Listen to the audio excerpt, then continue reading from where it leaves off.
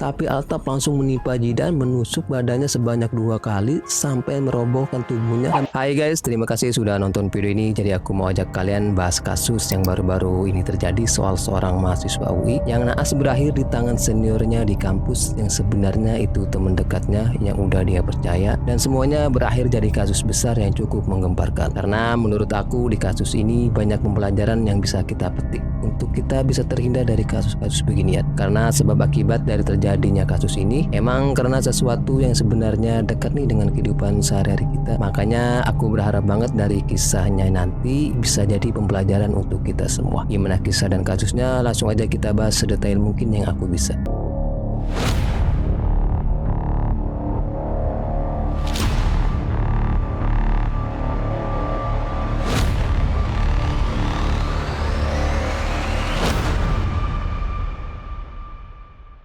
Muhammad Naufal Jidan yang biasa dipanggil Jidan, yang berasal dari Lumajang, Jawa Timur. Ia ini merupakan anak pertama dari 2 bersaudara yang awalnya dia tinggal dengan bapak ibunya dan adiknya di Lumajang. Dan keluarganya juga emang keluarga yang tergolong bahagia dan sejahtera. Bapak dan ibunya yang berprofesi sebagai guru di Lumajang. Jidan juga anak yang cukup disayang, dapat perhatian yang cukup. Orang tuanya juga emang sukses banget mendidik dia dengan tidak membatasi minatnya. Karena dia ini tuh hobinya main game sejak kecil, tapi di sekolah juga dia anggap pernah ketinggalan. Itu juga dengan kesenangannya yang bermain game. Sejak kecil juga nggak pernah dikudeta orang tuanya secara radikal. Jadi dia ini benar-benar bebas dan terkontrol untuk mengekspresikan hobinya. Hasilnya dia jadi anak yang cerdas. Bahkan karena sering bermain game sejak kecil, Jidan ini udah punya ketertarikan dengan bahasa asing yang sering ada di game. Jadinya sejak kecil dia ini udah mahir berbahasa Inggris karena dari game. Setelah itu Jidan juga mulai tertarik bahasa Rusia karena dia sering main game Counter Strike dan Flora, yang mana dari game itu dia punya banyak teman orang Rusia. Setelah di SMA, prestasi dia di sekolah juga nggak kalah bagus karena nilainya yang bagus, dan ini sampai ikut program KBC alias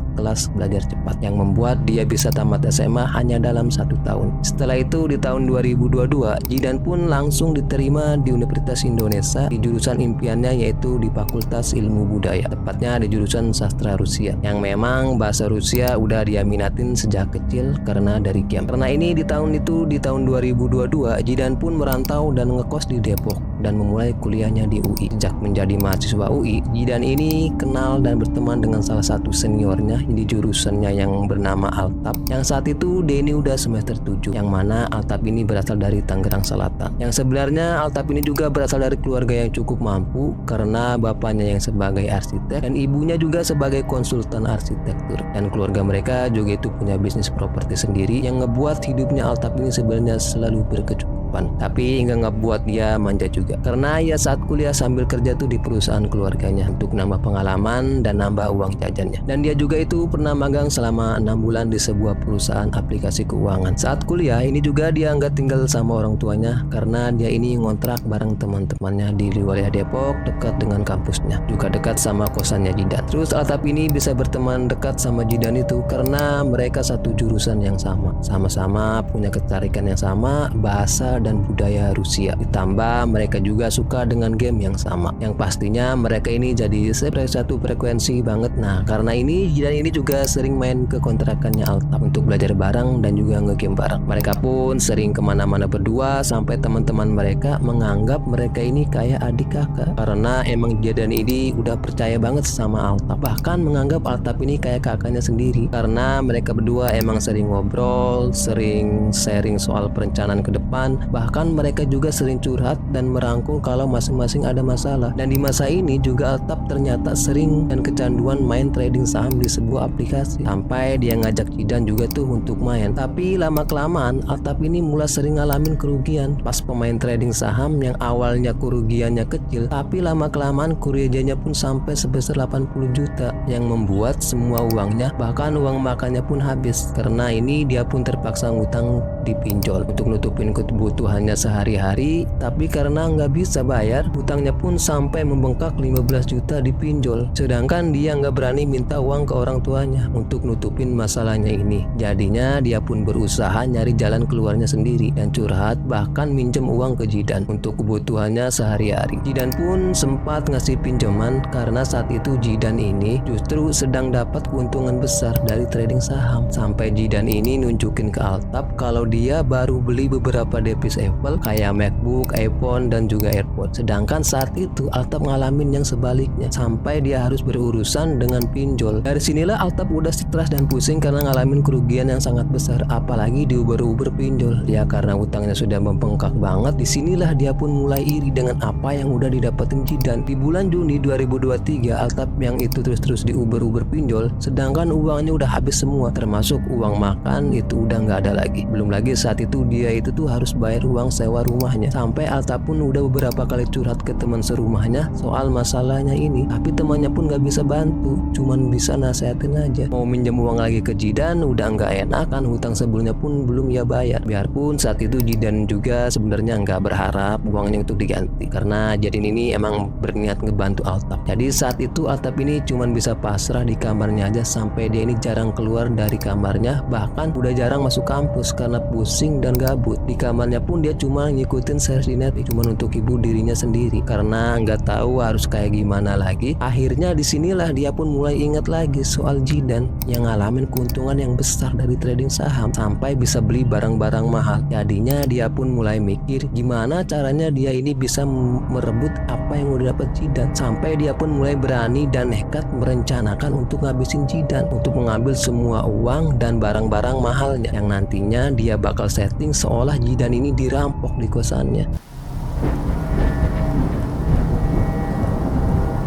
Di tanggal 2 Agustus, tepatnya di hari Rabu, dengan tekad yang udah bulat, Altab pun mulai bersiap untuk beraksi dengan sebuah pisau lipat untuk dieksekusinya. Di hari itu Altab ke kampus supaya ketemu sama Jidan. Sorenya mereka pun ketemu di kampus seperti biasanya. Altab ini ngajak Jidan untuk istirahat di kosannya Jidan. Jadi mereka pun pergi ke kosan Jidan, dan ini memang sebenarnya aktivitas biasa mereka sih. Jadi Jidan ini sama sekali nggak curiga sama Altab. Sampai di kosan Jidan mereka pun masuk, tapi nggak lama kemudian Altab pun keluar lagi itu sendirian untuk ngambil pisau lipat yang tertinggal di jok motornya. Setelah itu dia masuk lagi kosannya Jidan, yang memang saat itu Altab ini nggak sadar kalau saat itu pergerakannya direkam oleh CCTV yang ada di kosannya Jidan ini. Di kosannya mereka sempat ngobrol-ngobrol dulu di situ. Dengan semangatnya Jidan langsung ceritain lagi kalau dia baru aja dapat keuntungan besar lagi dari trading saham, yang ngebuat Altab ini makin iri dan makin bernafsu lagi untuk melancarkan aksinya. Secara diam-diam Altab pun mulai nyari celah, nunggu Jidan ini tuh bener-bener lengah untuk bisa nyerang secara mendadak. Karena belum juga nemu celahnya, jadinya Altab pun pura-pura mau pulang. Pas mau buka pintu kamarnya Jidan, dia ngeliat Jidan yang sedang berdiri, dan disinilah secara mendadak dia langsung nendang sampai Jidan ini terpental jatuh. Jidan yang kaget refleks berusaha melawan, tapi Altab langsung menimpa Jidan, menusuk badannya sebanyak 2 kali sampai merobohkan tubuhnya dan menutup mulutnya supaya Jidan itu nggak bisa teriak dan nggak bisa melawan. Jidan pun berusaha menggigit tangannya Altab sampai salah satu jarinya itu pun masuk ke mulutnya, dan dia ngebuat cincinnya Altab ini terlepas dan tertelan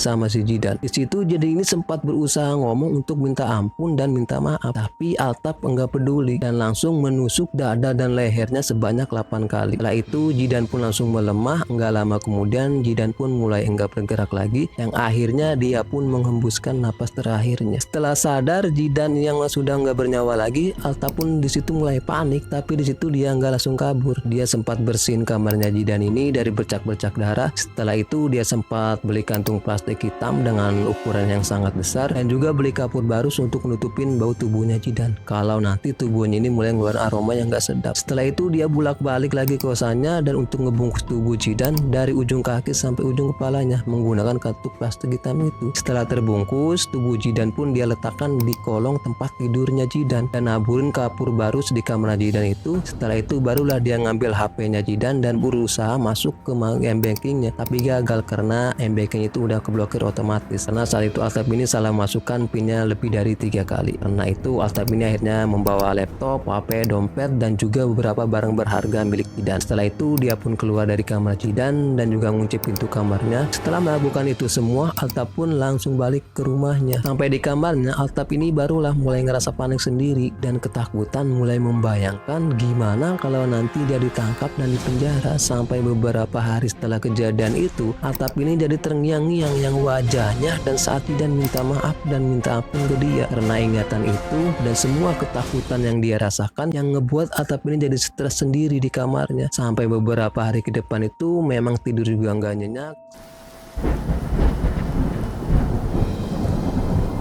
Sedangkan di sisi lain di malam itu, setelah Jidan dieksekusi, orang tuanya Jidan itu berusaha menelpon Jidan karena emang ada hal yang penting yang mau ditanyakan. Tetapi Jidan gak ngangkat telepon orang tuanya, padahal saat itu nomornya itu masih aktif. Sampai orang tuanya nelpon penjaga kosan Jidan dan untuk nanya apakah Jidan ada di kosannya atau tidak. Pas penjaga kosan ngecek kamarnya Jidan kekunci, yang awalnya dia kira di kamarnya Jidan itu sedang gak ada orang. Sampai sini orang tuanya Jidan masih sempat mikir, mungkin Jidan sedang sibuk di luar sana sama teman-temannya. Jadi orang tuanya Jidan sampai nitipin ke penjaga kosannya kalau nanti Jidan pulang tolong kabarin. Nah, tapi sampai tengah malam kamarnya Jidan masih kosong juga. Sampai diintip juga tuh dari lubang ventilasinya kalau kamarnya ternyata bener-bener kosong. Sampai sini orang tuanya pun masih sempat mikir mungkin Jidan nginep di kosan temannya. Besoknya di hari Kamis, orang tuanya nelpon Jidan lagi, tapi kali ini nomornya udah nggak aktif. Ditunggu sampai sore juga nomornya tetap nggak aktif dan tetap nggak ada kabar. Yang mana disinilah orang tuanya mulai khawatir dan gelisah karena nggak biasa Jidan tuh kayak gini. Sampai orang tuanya Jidan, guru pamannya Jidan ini untuk langsung datang ngecek ke kosannya Jidan yang ada di Depok. Sampai di sana pamannya langsung ngecek kosan Jidan dan yang ternyata saat itu pintu kosannya masih kekunci. Penjaga kosannya pun ngakunya belum juga ngeliat Jidan pulang. Nah, karena ini pamannya pun nemuin pemilik kosannya untuk minta kunci serep untuk ngebuka kamarnya Jidan. Pas kamarnya dibuka, langsung kecium bau kapur barus yang sudah berserakan di lantai kamarnya. Dan kondisi kamarnya juga emang berantakan yang nggak normal, yang memang ngebuat pamannya pun langsung curiga dan mulai merhatiin setiap sudut yang ada di kamarnya. Sampai akhirnya pamannya pun melihat ada bungkusan plastik hitam di kolong tempat tidurnya Jidan yang emang kelihatan aneh dan nggak biasa. Pamannya pun berusaha menarik bungkusan itu dan ternyata berat banget. Setelah ditarik paksa langsung berasa aneh. Pamannya pun langsung ngebuka bungkusan plastik itu yang ternyata yaitu tubuhnya Jidan yang udah memucat. Pamannya pun disitu kaget dan langsung lemas. Setelah itu pamannya pun langsung keluar lari minta tolong sama penjaga dan pemilik kosan dan langsung melapor ke polisi soal ini dan juga ngabarin orang tuanya Jidan soal temuan ini yang emang ngebuat bapak dan ibunya kaget pas tahu ternyata Jidan selama ini di dalam kosannya yang udah terbungkus plastik. Di situ semuanya mulai bertanya-tanya apa yang sebenarnya terjadi sama Jidan. Nah, polisi pun saat itu langsung melakukan penyelidikan yang awalnya polisi menduga kalau ini perampokan karena banyaknya barang-barang berharga milik Jidan yang hilang. Tapi pas polisi ngecek rekaman CCTV kosannya dengan dugaan soal perampokan pun mulai diragukan karena dari rekaman CCTV kelihatan Jidan terakhir kali masuk ke kosannya beberapa hari yang lalu dengan seorang temannya. Setelah itu kelihatan temannya keluar masuk dari kosan Jidan dan sampai akhirnya temannya itu keluar, tapi Jidan nggak pernah kelihatan keluar lagi dari kosannya. Polisi juga sempat nanya ke penjaga kosannya soal siapa lelaki itu, tapi pengakuan penjaga kosannya kalau lelaki itu temannya Jidan yang sering datang ke kosannya. Tapi penjaga kosan nggak tahu tuh namanya siapa. Akhirnya ketua fakultasnya Jidan ini yang bernama Akbar datang ketika polisi yang sedang menyelidiki kasus ini karena dia ini baru tahu kabar soal salah satu anggotanya sekaligus temannya si Jidan ini jadi korban perampokan. Di sana polisi langsung nunjukin rekaman CCTV itu ke Akbar. Mungkin aja Akbar ini kenal dengan seorang pria yang terekam CCTV itu. Ngelihat itu Akbar pun kaget karena dia tahu kalau itu Altaf, yang mana Akbar ini temannya Altaf juga. Bahkan saat itu dia tinggal satu kontrakan dengan Altaf.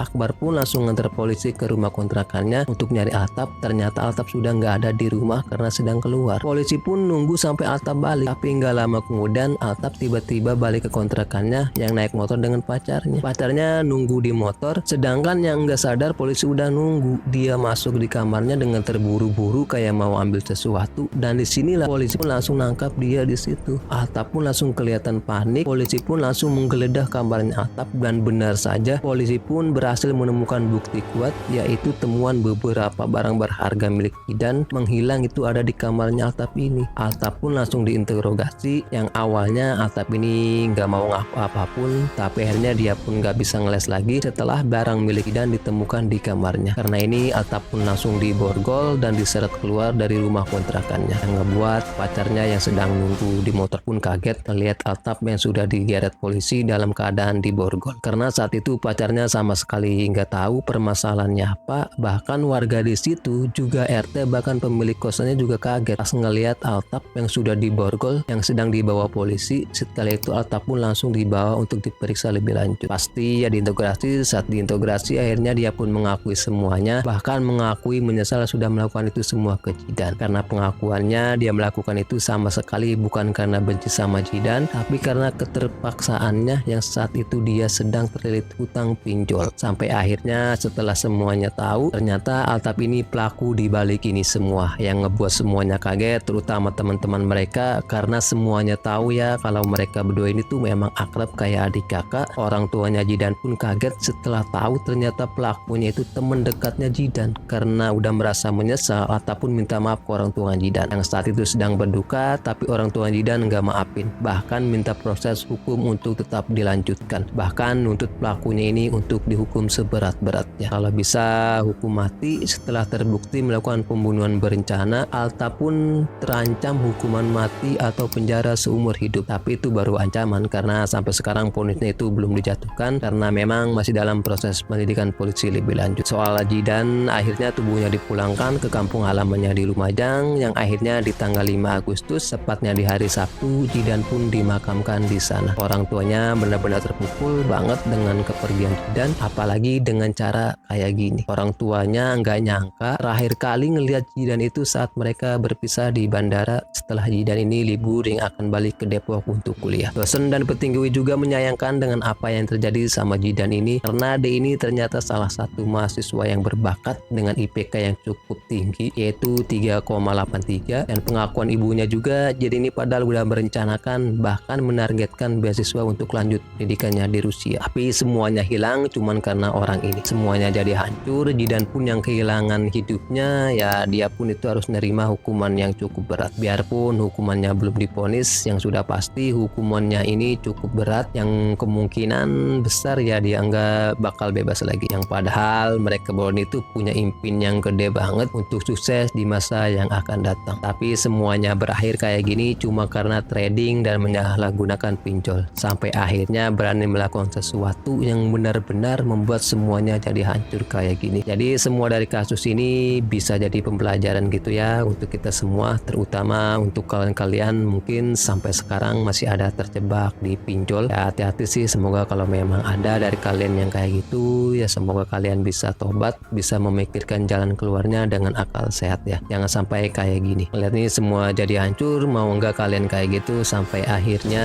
ya janganlah ya, amit-amit. Makanya nih aku berharap banget dari kasus-kasus kayak gini benar-benar terjadi pembelajaran untuk kita semua. Jadi kita cukup tahu aja dengan kasus-kasus kayak beginian, jangan sampai ngalaminnya langsung ya, karena kita semua sudah tahu gitu ya endingnya kayak gimana. Oke lah, itu aja dari aku. Sampai sini aja pembahasan kita soal kasus ini, sampai ketemu di kasus selanjutnya.